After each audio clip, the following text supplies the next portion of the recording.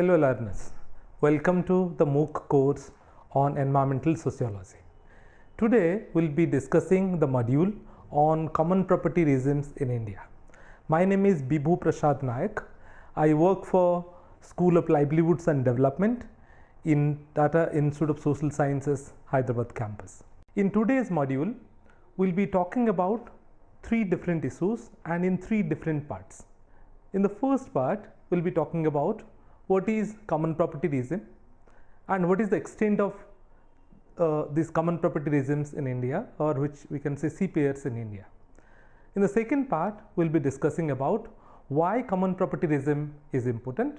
In the third part, we'll be discussing what are the different institutional mechanisms we have in place to manage CPR in India and the issues in the CPR management. So in the first part, let's talk about the common property regimes in India.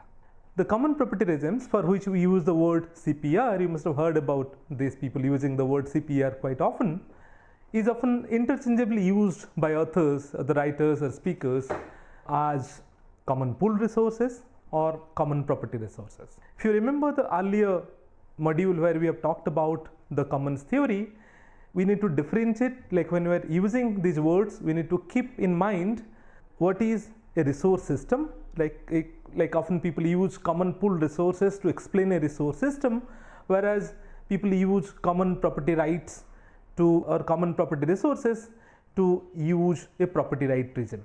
So if we have to keep these two differences in mind when you are reading any paper, even though the author uses these words CPR interchangeably to mean common property regimes, common property resources, common pool resources. So let's now try to define what do I mean by these CPR. These common property resources can be defined as non-exclusive resources to which the rights to use are distributed among a number of users. So essentially CPR here is nothing but private property for a group of people or a group of users.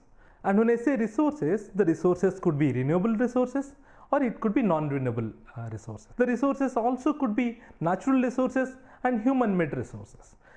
Like for example, when it comes to renewable resources like fisheries, right, is something which can be considered as renewable resources, whereas resources like other mineral resources or even the forest, timber, they are non-renewable resources.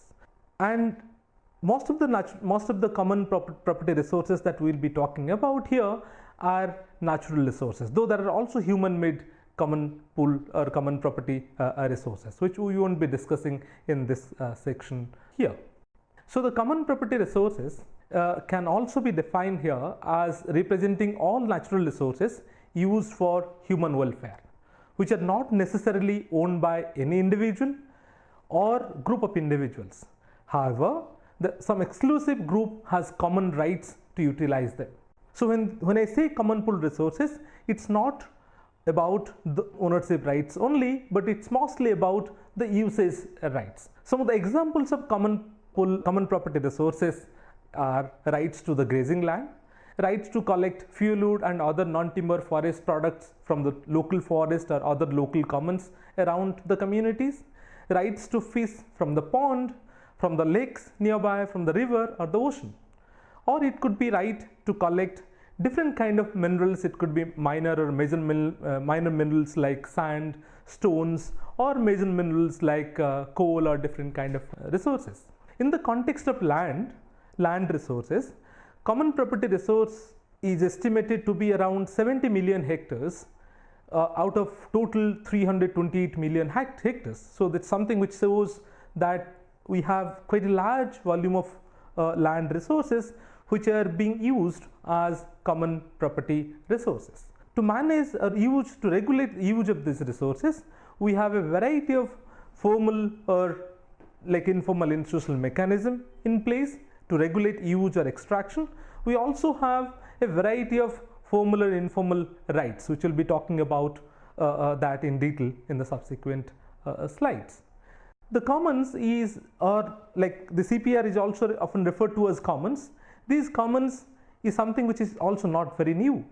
This is something which has been part of the history of civilizations, human civilizations. In the Indian context, the Kautilya's Arthashastra made extensive reference to these common pool resources, common property resources, and by discussing the management for common land, management of common water resources, management of minerals and forest resources.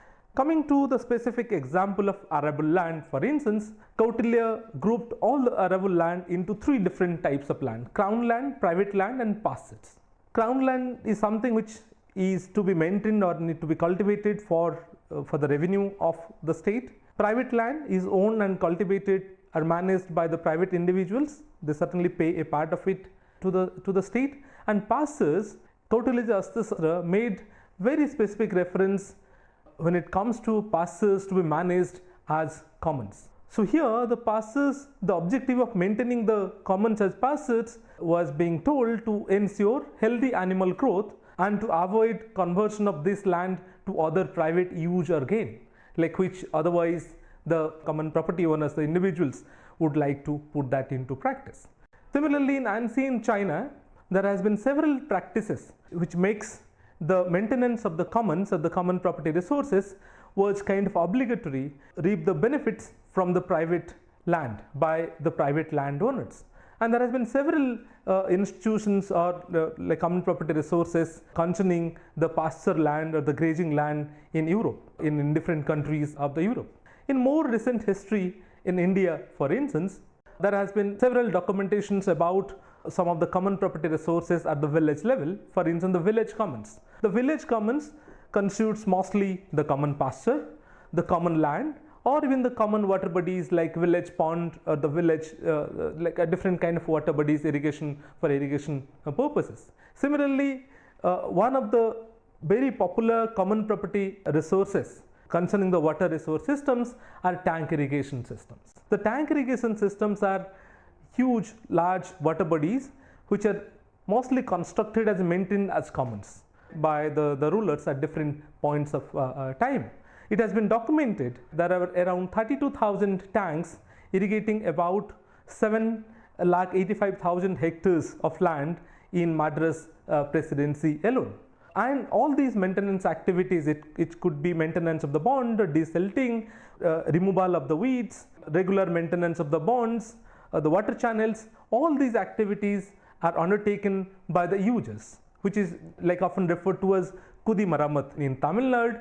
In other states, they use different words like they use Goti in part of Odisha and in several different parts, where all this entire tank irrigation, all the activities concerning these tank irrigation institutions, tank irrigation systems are being managed common property resources. There are also Ban Panchayats in Uttarakhand, which is more like a very formal institutional mechanism to manage the commons like forest in Uttarakhand.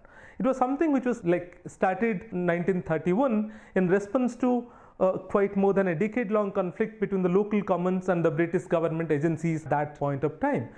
So we have several such cases of commons in recent history as well. And in contemporary India, these common property resources is quite popular and is also play a very important role in socio-economic life, people more particularly in rural areas. One example, for instance, is in the villages, people have extensive legal rights of access only on some specific categories of land like pasture and grazing land, something that I was referring to in the previous slide, or the village forest, which are directly under the jurisdictions of the village or Gram Panchayat.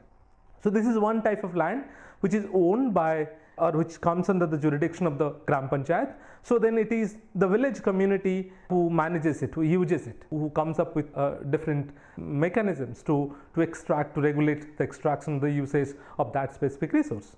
Then we also have several state properties. It could be the forest land, it could be the water bodies, which were de jure state properties. The formal property right or the ownership right, the management right lies with the state, but when it comes to the usage, they are de facto common properties, right? Maybe because of different reasons, maybe because the government do not have enough manpower, the personnel to manage those resources. So like something which is being become de facto common property resources. In fact, this issue of the de jure state property versus which are de facto common property makes this entire estimation process bit complicated. I'll come to that discussion in the subsequent slides. So even if, like in some cases, even if some of these common properties are owned by the state, the customary right, the local communities get different kinds of customary rights or concessions to use these state property. There are also customary rights on private property as well. In situations where the private land is lying fallow in between the crop rotation cycles, then this entire land is being used as a common property resources. Like those who are from villages are familiar with how land is put to use in the villages can make out that in certain months in a year the land remains fallow or the land is not being put to use.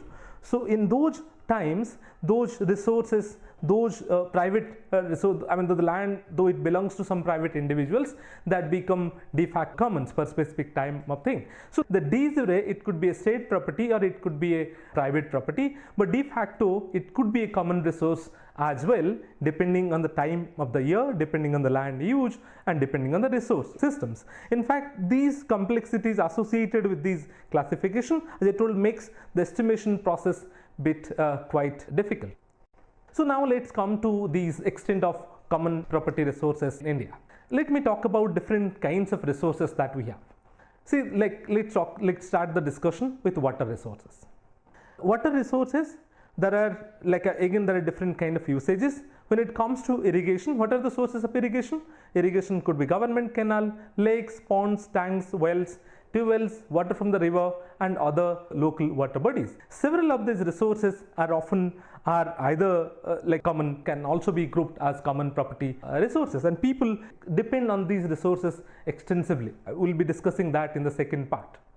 The other use of the water from the common property resources are drinking and other domestic use. A large part of the rural India, for instance, depend on such common water resources for to meet the requirement for the drinking water as well as other requirements for the domestic requirements for other domestic use.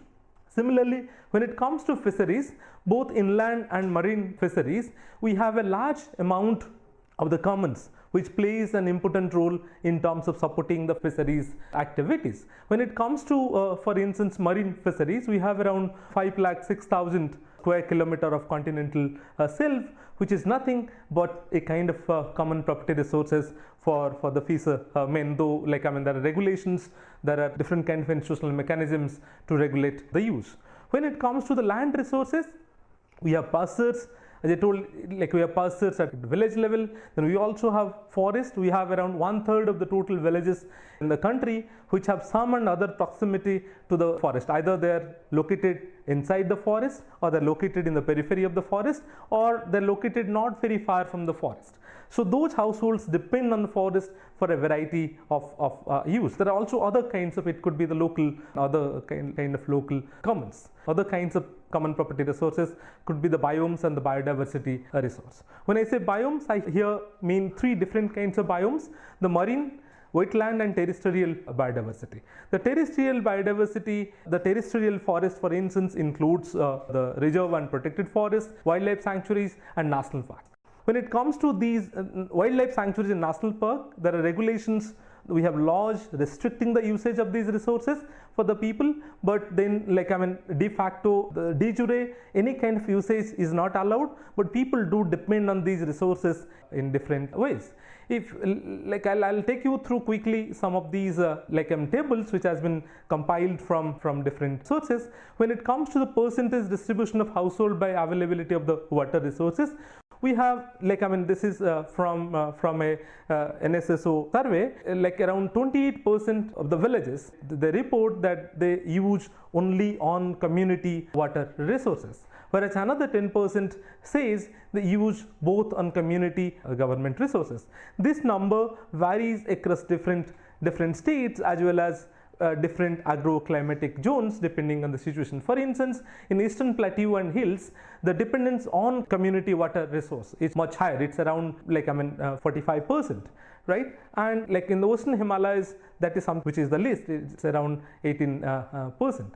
When it comes to the availability of the common property land resources in rural India, as I told, there has been efforts to estimate the extent of this land. So the percentage of common property land resources constitutes around 15% of the total geographical area of the country. This is based on a assessment in 1998 published in 1999 by National Sample Survey Organization.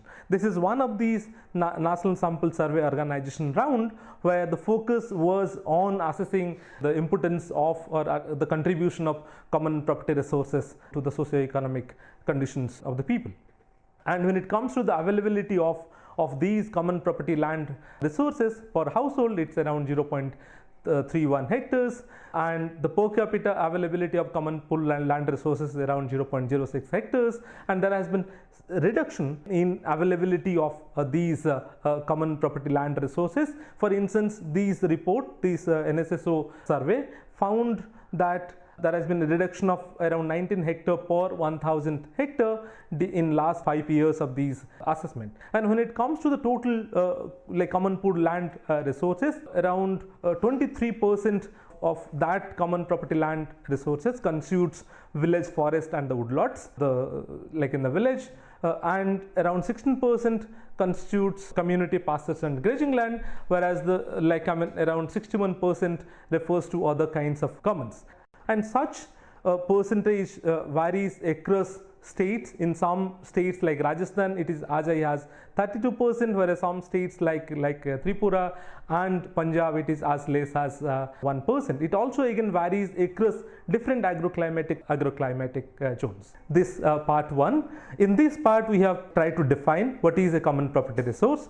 Then we have discussed different types of common property resources, the land, water, and we have also discussed how these common property resources are treated in the history as well as the contemporary India, and we also discussed about the extent of these common property resources land in India based on the NSSO data. Thank you.